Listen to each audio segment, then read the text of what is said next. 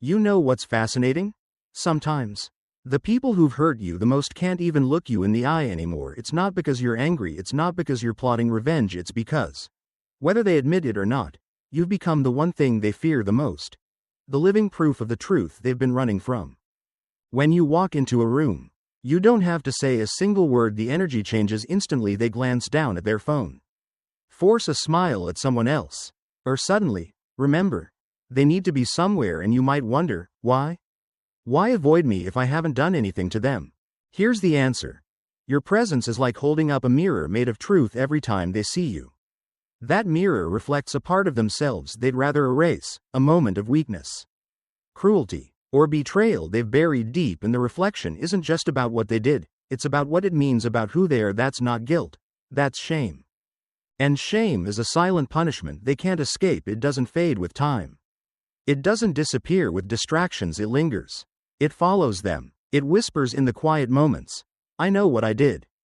In this video, we're going to break down why shame is so powerful, why it has the ability to keep someone avoiding you for years, and most importantly, how you can take that pain they caused and turn it into something unshakable, your own quiet, unstoppable power. Because the best part, you don't have to chase revenge, you don't have to prove anything. Your life, lived with dignity, self-respect, and inner peace, becomes the proof, and that proof is something they can never face, but you'll carry it with pride. The nature of avoidance. Here's the thing most people don't realize. When someone avoids you after they've wronged you, it's almost never about you. It's not your presence, your success, or even some imagined intimidation factor. It's about them. They're not running from your face, they're running from their own reflection. Think about it. If you had acted with complete integrity, would you flinch when you saw someone again? Would you pretend to be busy? Would you glance away like a guilty child caught in the act? Of course not. You'd be able to look them straight in the eye. No hesitation, because you'd have nothing to hide. But when someone mistreats you, lies to you, betrays you, disrespects you, something fractures inside them every time they see you. That fracture reopens. You become a living reminder of their lowest moment, a walking chapter in their story they wish they could delete. And here's where it gets even deeper. Most people confuse guilt and shame. But they're not the same thing. Guilt says, I did something wrong. It's about behavior, and the beauty of guilt is, it can be repaired. You apologize, you take responsibility, you make it right, and you move on. But shame? Shame says, there's something wrong with me. It's not about a single act, it's about identity, and that's why it's so much harder to escape, because you can fix a mistake, but you can't just snap your fingers and change the way you see yourself. When your life is aligned with your values, when you keep standing tall, moving forward, living authentically, your presence becomes a mirror they can't avoid, not because you're trying to punish them, but because every time they see you, they're forced to remember who they were when they hurt you, and that memory doesn't just poke at their conscience, it challenges the story they've been telling themselves to sleep at night. So they avoid you, they change the subject, they make sure they don't show up at the same place, they'll do anything to dodge that moment of truth. The irony is, they think avoidance is strength, a way to protect their peace. But avoidance isn't peace, it's a mask, and behind that mask is the weight of shame. A weight that doesn't fade, no matter how many miles they put between themselves and the truth. The mirror effect. I want you to picture this for a moment. You're not chasing them, you're not confronting them. You're just living your life, going to work, meeting friends, laughing, being yourself. Then, across the room, they see you, their eyes lock onto you for half a second, and then, almost instantly, they look away. It's subtle. Maybe they pull out their phone. Maybe they turn to someone else, but you can feel it. Why? Because in that split second, you didn't just walk into the room, you held up a mirror made of truth, and in that mirror, they see themselves. Not the version they post on social media, not the version they tell their friends about, but the version they became when they hurt you.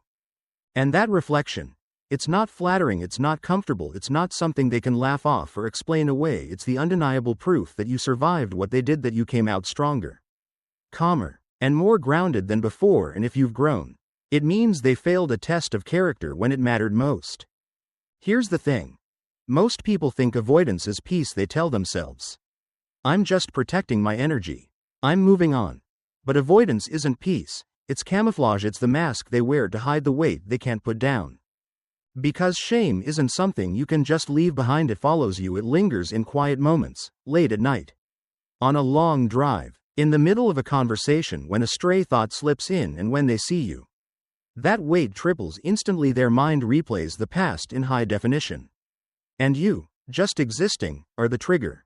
You didn't ask to be the mirror, but every time you walk into their world, you reflect back the truth they've been running from, and the truth has a way of stripping away excuses, of cutting through the stories people tell themselves to feel okay.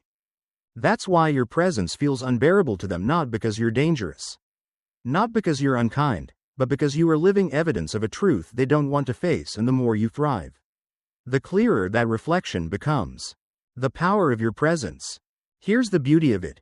You don't have to chase them down, demand explanations, or drag the past into the light. You don't even have to say a word. All you have to do is live in alignment with your highest values. Keep your calm, hold your discipline, stay rooted in the person you've become. Because your composure is not just silence, it's a statement. Every time you show up steady and unshaken, you quietly dismantle the story they've built to justify what they did. Maybe they told themselves you were too sensitive, maybe they painted you as dramatic, unstable, or even difficult to deal with, but every time they see you thriving, every time you move through life with grace, that story starts to crack, and one day, it might shatter completely. And here's the thing.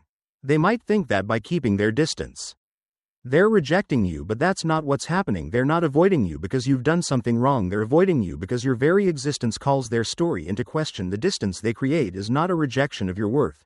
It's an escape from the truth you represent.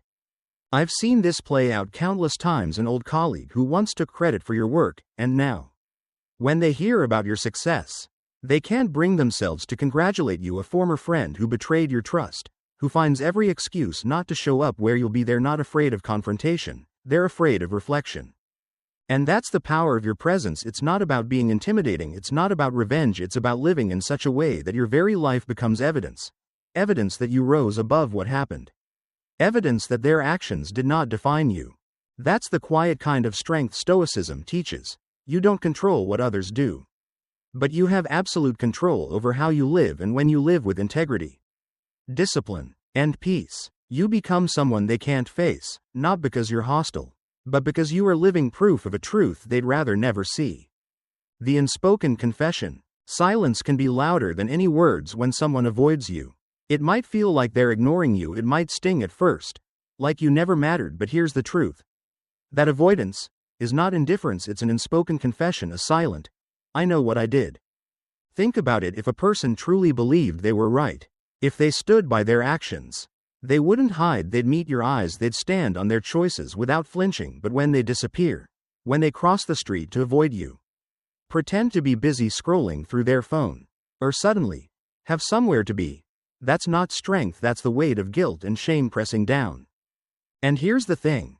That silence doesn't punish you, it punishes them, because guilt can fade when it's faced, but shame lingers, eating away at the person carrying it. It creeps into quiet moments, late night thoughts, and random triggers during the day. It's like carrying a backpack full of stones everywhere you go. Except the stones are moments of truth you've been running from. I'll give you a picture. You walk into a coffee shop you've been going to for years. At the corner table, you spot someone who betrayed you, a betrayal you'll never forget. They see you too, but instead of saying hello, they fumble with their cup, glance at the door, and walk out without a word. No confrontation, no exchange, but in that moment, you heard everything you needed to hear. Their body language screamed, I can't sit here and act like nothing happened. And that's the irony. The apology you may have been waiting for might never come in words, it might come in their absence, in the way they can't hold your gaze, in the way your presence is a spotlight they can't stand under. From a Stoic perspective, this is where you remember. You don't need their words to validate your worth. Their silence is not your burden to carry, it's theirs. And the more you live with dignity and peace, the heavier that silence becomes for them, while for you, it becomes nothing more than background noise. The power they never saw coming. When someone wrongs you, they usually expect one of two reactions. Either you collapse, so they can feel powerful, or you explode, so they can paint you as the problem. It's part of the unspoken script they've written in their minds. A script where they still get to control the narrative. But here's what they never see coming. Your steadfastness. Steadfastness isn't passivity, it's not about pretending it didn't hurt. or brushing it off as if it didn't matter. It's about refusing to let them dictate your emotional state. It's the choice to protect your energy, preserve your dignity, and hold your ground without lowering yourself to their level. Think of every interaction like a game of tug of war. They pull on the rope, expecting you to pull back, fueling the fight, giving them something to react to, but instead, you drop the rope. The game ends instantly. They're left standing there with nothing to grip, realizing they have no control over you anymore. I've seen this play out in real life. A friend betrays your trust, expecting you to confront them in rage, long texts, emotional calls, desperate demands for answers, but instead, you step back. You stop feeding the fire. You keep building your life, spending time with people who respect you, working on your goals. To them, every smile you post, every milestone you hit, is a quiet declaration: you didn't break me. And here's the irony. Your calm stability makes them more unsettled than any angry outburst ever could. Why? Because your composure proves something they can't deny. They underestimated you. They thought you needed them. They thought their betrayal would define you. Instead, you've shown them the truth, that the only thing they damaged was their own integrity. Marcus Aurelius once said, "If you are distressed by anything external, the pain is not due to the thing itself, but to your estimate of it, and this you have the power to revoke at any moment." That's what steadfastness is. It's revoking their power over you. It's saying, without words, you don't get to decide who I am or how I feel. And when they realize they can't provoke you anymore, when they see you've built a life that's no longer tied to their validation or approval, they've lost the only weapon they had. Your steadfastness becomes their quiet defeat, and for you, it becomes the ultimate form of self-mastery. Time and the weight of shame. There's a common myth people tell themselves: time heals everything. It sounds comforting. It makes us believe that the longer we avoid a wound, the lighter it will feel, but shame doesn't work that way. Shame isn't a scratch that fades, it's a weight, and the longer you carry it, the heavier it becomes. You see, guilt can fade when it's faced. You can apologize, make amends, and move forward, but shame burrows deep. It's not just, "I did something wrong," it's, "I became someone I don't respect," and unless you confront it head on, it stays, growing heavier with every year that passes. Now picture this: it's been years, maybe even a decade, since they last saw you. You've built a life you're proud of, a career, real relationships, inner peace. Then one day, you bump into each other by chance, in an airport, at a wedding, maybe even at the grocery store. For you, it's a neutral moment. No anger, no bitterness, no need to reopen old wounds. But for them, it's like pressing play on a video they've been trying to delete for years. Every word they said, every betrayal, every selfish choice comes flooding back, and the worst part? You're standing there, living proof that they didn't break you. You didn't just survive, you became stronger. That's when the cracks form in every excuse they've told themselves. Because time doesn't erase the truth, it sharpens it. Every year they've avoided facing you is another year they've confirmed their own fear. If I couldn't face this then, what does it say about me now?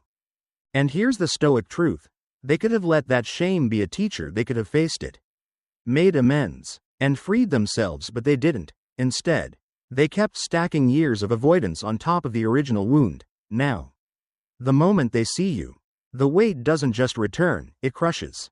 That's why your presence is so powerful, not because you hold their past over them, but because you've outgrown it. You're a walking reminder that while you healed, they hid, and the longer they hide, the more the weight of shame becomes their constant companion, one they can't set down without the courage they've never shown. The power of the pause. One of the most underestimated forms of strength is emotional intelligence. It's not about pretending you're not hurt. It's not about being a stone wall with no feelings. It's about knowing exactly what you feel, understanding why you feel it, and then choosing the response that serves you best, not the one that satisfies your impulse in the moment. Because let's be honest, when someone provokes you, your first instinct might be to snap back, defend yourself, or set the record straight. That's human, but emotional intelligence gives you something priceless: the power of the pause. That pause is a game changer. It's that moment when you feel the heat rise in your chest, the words forming on your tongue, and you stop, you breathe, you choose not to hand over control of your emotions, and in that split second, you take back the upper hand. See, people who try to manipulate you, whether through guilt, anger, or drama, are counting on you to react if they can get you angry. They can call you unstable if they can get you to beg. They can call you needy if they can make you lash out. They can play the victim, but when you stay calm, you dismantle their entire strategy without saying a single word.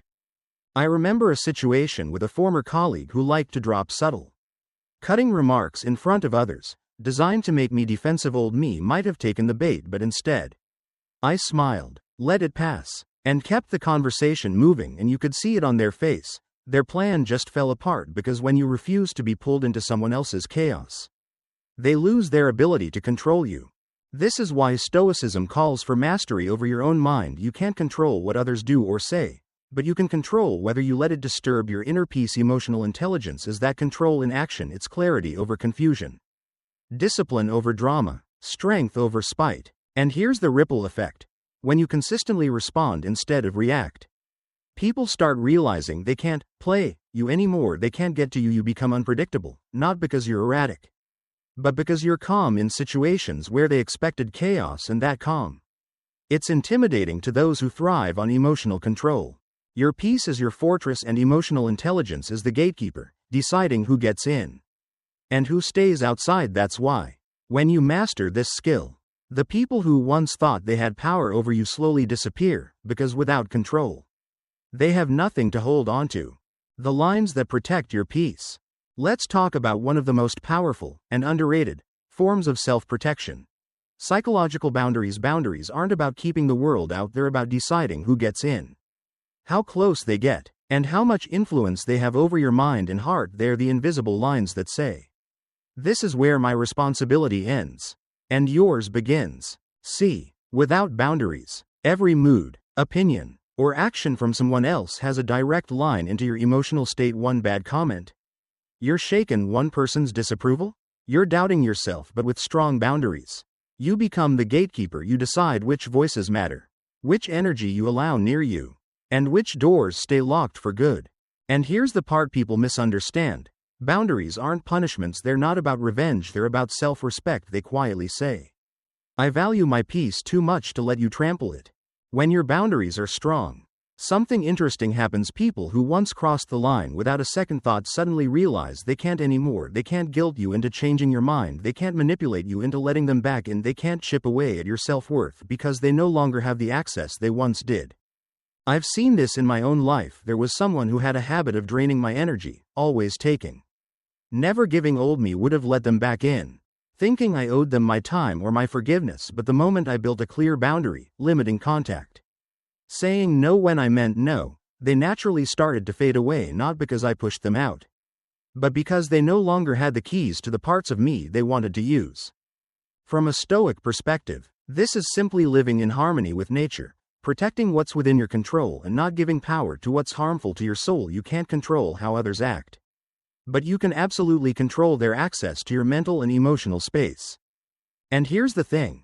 Boundaries tend to make certain people uncomfortable, not because you're being unfair, but because they can't handle the reality that their old behavior no longer works on you. That's when they start avoiding you, not because you've wronged them, but because every interaction reminds them they've lost the access and influence they once had. So remember, a strong boundary isn't a wall to keep everyone out. It's a filter that lets the right people in and keeps the wrong people from ever touching what you fought to protect: your peace, your self-worth, and your future. The invisible weapons. Self-worth and inner peace, two of the most powerful forces you can ever carry, and the beauty is, they can't be stolen, faked, or bought. Once you have them, they become invisible weapons that protect you, disarm others, and change the way you move through the world. Let's start with self-worth. It's not arrogance. It's not thinking you're better than anyone else. It's knowing your value without needing someone else to confirm it. It's the unshakable belief that you deserve respect, dignity, and fairness, and that you'll walk away from anything that doesn't honor that. When you truly know your worth, you stop negotiating with people who mistreat you. You no longer chase closure from those incapable of giving it. You stop performing for approval because you understand something simple yet life-changing. Your value is not up for debate. And here's what's fascinating. When someone has wronged you, your self-worth rattles them because it means they can no longer define you. They can't slap a label on you, control your self-image, or make you doubt yourself. That kind of independence is terrifying for someone who once thought they had power over you.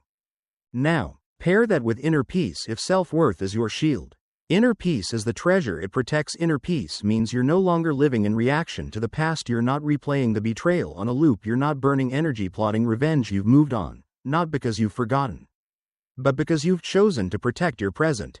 And here's where the Stoic perspective comes alive. The Stoics taught that true freedom is mastery over your own mind, not control over others. When you live in that truth every day, you become unshakable. The storms still come, but they don't move you, and that calm, that stability, becomes deeply uncomfortable for the people who tried to destroy it. Because when they see you standing tall, confident, grounded, and untouchable, it forces a painful contrast. You're thriving, they're stuck. You're calm, they're unsettled. You've grown, they've avoided growth. And that contrast, it's not just uncomfortable, it's humiliating, because it's living proof that they didn't destroy you, they only revealed your strength. So remember, self-worth and inner peace are not just qualities, they're your quiet, unshakable victory. They're the reason you don't have to retaliate, explain yourself, or prove anything. You simply live in a way that speaks for itself, and lets those who hurt you wrestle with a truth they can't erase. The final message: in the end, the people who hurt you often end up living in a prison they built themselves. It's not made of walls or bars, it's made of shame, avoidance, and the stories they tell themselves to avoid the truth. And the cruel irony, the door to that prison has always been open. They could walk out at any time. All it would take is the courage to face what they did, own it, and choose a better path. But courage is exactly what they lack. So they stay inside, rearranging the furniture, decorating the walls, convincing themselves it's safer in there than out here in the light. Meanwhile, you chose differently. You faced the pain, you confronted the reality of what happened. Not to punish them, but to free yourself. You did the work, healing, rebuilding, and becoming someone stronger than you were before. That's why your victory doesn't come from revenge, it comes from freedom. Freedom to live without their approval, freedom to wake up in the morning without bitterness weighing you down, freedom to build a life so rich in purpose, peace, and self-worth that their absence feels like nothing more than empty space. And here's the truth: every time they avoid you, every time they look away, every time they choose silence over accountability, it's not power on their part, it's a sentence they've given themselves. They're confirming, again and again, that they can't face the truth you carry so effortlessly. So let them have their silence, let them keep their distance. It's not your burden to close the gap, it's theirs. Your life, lived fully and authentically, is the only statement you'll ever need. Remember this: the greatest justice isn't making them suffer, it's knowing you no longer have to. Their silence is their punishment, your peace is your reward, and that is a victory no one can take from you.